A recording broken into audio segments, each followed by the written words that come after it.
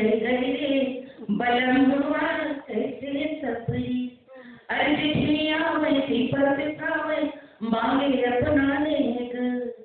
क्यों पीपर किसने पीपर फिर वही गर्म होता है, जितना गर्म होगा लगता है उतना दूर उतना अच्छा जल्दी से। मैं यहाँ पर बोल सकती हूँ ये चीज है कि जिन चीजों के लिए दवाइयाँ आज डॉक्टर देते हैं, आजकल तो फिर से हो रहा है ना वो हेल्दी कि जितना ऑर्गेनिक वे में हेल्दी हो सके। तो उस जमाने में बच्चा होने के बाद आपको पता है कि पूरा पेट और शरीर साफ होता है, वो जितनी गर्म चीजें खाएंगे उतनी आसानी से होगा, इसके लिए पीपर पीसते थे। और जच्चा को इस समय आराम की जरूरत है, इसलिए फॉरवन सास और जेठानी सेवा करेंगे। ये गाँवों में जो ये चीजें दिखती हैं हमने तो देखा है, इन चीजों को जिया भी है और बड़ा बेसुरा बेस्वाद अजवाइन का पानी पिया अपने साथ का बनाया, लेकिन हिम्मत नहीं थी कहते कि अम्मा बेस्वाद है पीने का मन नहीं। और वो गाने में आता है गली में गली जीरा वाला फिरे बबू जीरा लो तेरा दूध पिए नंद लाल सुहागन जीरा लो। कड़ुआ जीरा मैं ना पीऊं, बहू उसमें आगे कहती है कि बहुवर जीरा लो, अंगना में खाए ससुर समझावे बहुवर जीरा लो तेरा दूध पिए नंदलाल अरे बहुवर जीरा लो। ये जब मैं कहती हूँ कड़वा जीरा मैं ना पीऊं तो मुझे मैं किसी और का चित्र नहीं, मतलब अपना ही याद होती, मैंने इनको जिया है। तो ये जो आप चीजें बता रहे हैं ये मुझे लगता है कि हम सिर्फ गानों के बहाने से उन गानों को नहीं जिंदा रख रहे, उस रवायत की भी एक पूरी खोई हुई ट्रेडिशन की बात कर रहे हैं।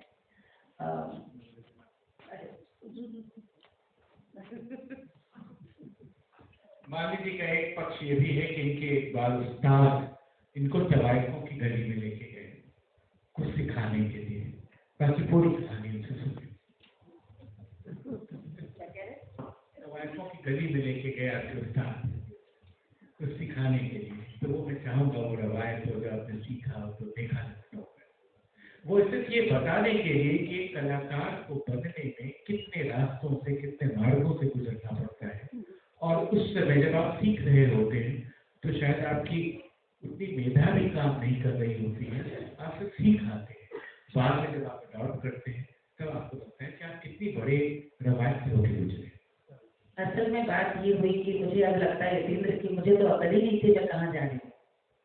ये बात है जब मैं थी 20 बरस की, और अब तो बड़ा अफसोस होता है यतीन्द्र, मुझे लगता है कि हमने वो जमाना देखा है जब हमारे उस्ताद जब शिदात साहब थे राहत अनवर से प्यार है, वो हम लोग जब गढ़ रहे थे तैयार कर रहे थे किसी कंपटीशन के लिए, तो वो संगीत नाटक अकादमी की प्रतियोगिता बैठना है, बोले बिल्कुल एकदम मेरुदंड बिल्कुल सीधी एकदम आधे पासे मार के और साथ मेरे को तराना ये जब पूरी तैयारी हुई तक हुई मैं लखनऊ मुझे लेकर के आए, तो यशोदा साहब ऐसा बोले कि जैसे वहाँ पे दर्ज थे मेरे आकर भी सीता शरण सिंह जी, तो ये बात बता रही मैं आपको 79-80 बच्ची थी मैं, और जैसे ही खत्म हुआ तो उन्होंने कहा कि गोरखपुर से आई बच्ची किसकी शागिर्द है, तो मेरे उस्ताद बोले कि हम इसीलिए बच्चे को तैयार करते हैं कि कहीं दुनिया में जाओ तो लोग पूछे किससे सीखा, हमारा वही तालीम है वही परिचय। जब कोई पूछे कि कौन है इसका उस्ताद, यानी ऐसे ऐसे गुरु होते थे, ऐसे उस्ताद होते थे जो किस तरह से तैयार करते थे। तो उस्ताद राहत साहब से सीखने के बाद जब मैं लखनऊ आई तो नैयर साहब थे स्टेशन डायरेक्टर, कोई भी सब मुझसे वो ये कहते थे कि भाई गायकी सुन के लगता है कि हमारे खान साहब का नाम घर का जन्मू था कि जन्मू जी का हाथ पड़ा है, लगता है कि राहत अली की शागिर्द है, गला क्या क्या घूमता है। वो बहुत खुश होते थे सुन के देखकर, और गोरखपुर से पिताजी का लखनऊ ट्रांसफर हो गया। तो यतीन्द्र आज जब थोड़ी शोहरत और नाम हो जाता है तो लोगों को लगता है कि इतना लंबा सफर नहीं दिखता, लोगों को लगता है कि ठीक है आसानी है हो गया। आज जो मैं किस्सा बता रही हूँ ये 86-87 का किस्सा है। और मैं 84 में मेरे पिताजी गोरखपुर से लखनऊ आ गए और मैं हर सैटरडे संडे गोरखपुर ट्रेन में गंगा गोमती का नाम था, राप्ती गोमती का शरीर का नाम था, उससे माँ के साथ में 2 दिन के लिए प्रति सप्ताह गोरखपुर जाती थी कि उस्ताद से सीखने का सिलसिला कायम है। जिसे कहते हैं ना कि वो क्या एक शेर है ना, बरसों उस्ताद नहीं बरसों उस्ताद के सर और पैर दबाए तब जाकर मेरे मन में असर आया। ये बिल्कुल मेरे लिए तो जिया हुआ है और मैं हर हफ्ते यहाँ 4-5 दिन भागखंडे सैटरडे संडे गोरखपुर।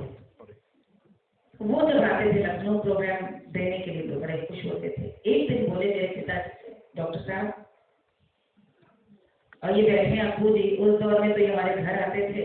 अप्पू जी हमारे बलरामपुर में पिताजी के पास, मेरी शादी भी नहीं हुई थी तब की बात बता रहे, उसी दौर का किस्सा है। और भागखंडे में जो सीख रहे थे पंडित सुरेश शंकर अवस्थी जी, उनके बेटे दिलीप भैया जो भी नहीं और आप बेस्ट फ्रेंड थे, तो आपने उस जमाने से हमको खुद ज्यादा देखा। दिलीप अवस्थी जी। तो पिताजी से बोले कि डॉक्टर मैं चाह रहा हूँ कि मेरे ससुर साहब जो मेरे भी उस्ताद हैं, उनकी तबीयत नहीं ठीक है, अभी बच्ची तैयार हो गई, मैं उसको सुहाने ले जाना चाहता हूँ। अरे ये अपने आप में हमारे लिए इतनी अकल तो थी कि समझ में आ रहा था कि पहली बार हमारे उस्ताद कह रहे हैं आज 5-6 साल सिखाने के बाद कि हम अपने उस्ताद को सुनाना चाह रहे हैं। तो उस्तादों से सवाल जवाब तो होते नहीं। पिताजी ने गाड़ी निकाली, हमें बैठाया, माँ नहीं गई थी उस बार, मैं थी, पापा थे और कहाँ से आते थे। तो चौक में जो फूलों वाली गली है वहीं से अंदर चल करके छज्जे चढ़ते चढ़ते हम कहीं पहुंचे और वहां पर चिक लगी थी, बहुत छोटी सी जगह थी। कई औरतें निकल आई, खान साहब के जो उस्ताद थे, जो उनके ससुर भी थे और उनके उस्ताद भी थे, और बहुत मशहूर, आप सबने शायद नाम सुना हो, अफजल हुसैन नगीना साहब। आप एक बहुत कमाल के जमाने के टॉप रेट आर्टिस्ट थे। और उन्होंने कहा कि बेटा पैर, तो मैंने उनके पैर छू, बिस्तर पे लेटे थे और बाजे पे मेरे उस्ताद ने हाथ रखा और मुझसे कहा कि सुनाओ। तो गजल किसी का यूं तो हुआ कौन, उम्र भर फिर भी, ये हुस्न इश्क धोखा है मगर फिर भी, फिर आप साहब की गजल मिसराई मैंने गाई। और जब मैंने गाई वहाँ बहुत सारे लोग थे, दुआ दुआ दुआ दुआ करके वो इलायची दाना रखा था, वो आकर मुझे खिलाया गया, मेरा मुंह मीठा किया गया। और वहां से लौटते हुए काफी बातें ऐसे करते हुए हम वापस जैसे ही आने लगे तो हमारे उस्ताद ने हमारे सर पे और कहा तुम्हारा नाम होने से कोई रोक नहीं सकता। मैं उसमें मेरी शादी नहीं होती, 20 साल की थी। बोले जहाँ की धूल का तुम्हें आज आशीर्वाद मिल गया है, ये तुमको नाम होने से कोई रोक नहीं सकता। तो मैंने सोचा अपने उस्ताद के लिए बोल रहे हैं कि भाई उनके उस्ताद का मुझे आशीर्वाद मिल गया। तब उन्होंने बताया कि यहाँ पर कितने वो कोठा था, हम जहाँ पर बैठे थे इतनी देर, और वो पूरी तवाइफों का पूरा वहीं पर पहले गाते बजाते थे, वहीं पे सारंगी बजाते थे। खान साहब के जो पिताजी थे वो भी वहीं पर लालदेव जी गए, आपको याद है, वहाँ पे बजाते थे और वो अपने घर वहाँ लेकर गए थे। उन्होंने कहा कि ये 150 साल से यहाँ पे सिर्फ गाने बजाने का पेशा। बोले बेटा बस यहाँ पे सदके कर लो, यहाँ की सीढ़ी को बस छू लो। और मैंने किया और मुझे लगता है कि आपको याद होगा, मैंने जागरण की संवादी में पहली बात बताई थी। सोचा था कभी किताब लिखूंगी तो उसमें करूंगी इस बात का, क्योंकि आशीर्वाद में बहुत असर है। मेरे उस्ताद ने 2 ही लोगों को सिखाया था, मैं और दहेज में थी। और आप देखिए उन्होंने गजलें सिखाई, ठोकरी दादरा, उन्होंने पॉप में, मैंने लोक के जरिए, लेकिन दोनों को नाम हासिल हुआ। और ये गोरखपुर का हमारे उस्ताद का बहुत बड़ा रहा है खान साहब का। तो अब ये मैं कह नहीं सकती कि कितना उनका आशीर्वाद मिला, लेकिन हाँ उनको जानने की, उनके गाने बजाने की इज्जत करने का तरीका बहुत सुंदर। मैं चाहूँगा तवाइफों का, विरासियों का कोई गाना उदाहरण के तौर पर आप गुनगुना दें। आज ऐसा बिल्कुल मेरी स्थिति वो है कि किसी शायर के हाथ में आप तलवार पकड़ा दें। आज वही मिसाल 3 दिन का 4 दिन का फेस्टिवल करके मैं आ रही हूँ आज, और कुंवर जी का और यतीन्द्र जी का इकरार था। गाने तो मैं बहुत सुनाना चाह रही हूँ, दवाई को क्या सुनना चाह रहे हैं?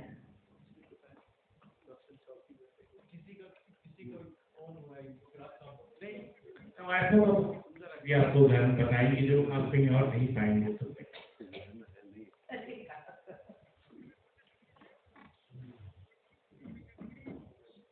पंडित जी आ गए, बाजा तो ले गए, कुछ तो जरा सा थोड़ा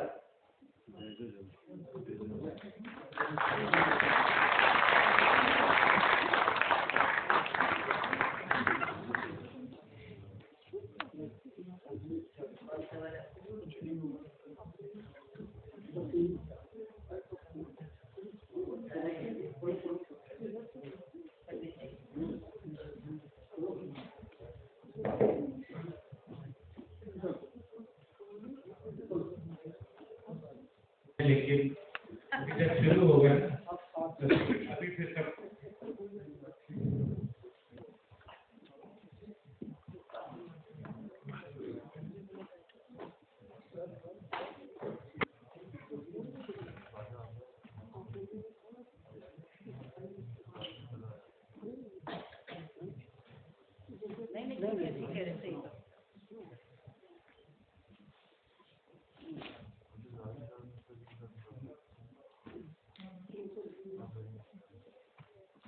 आदर्श कुंवर जी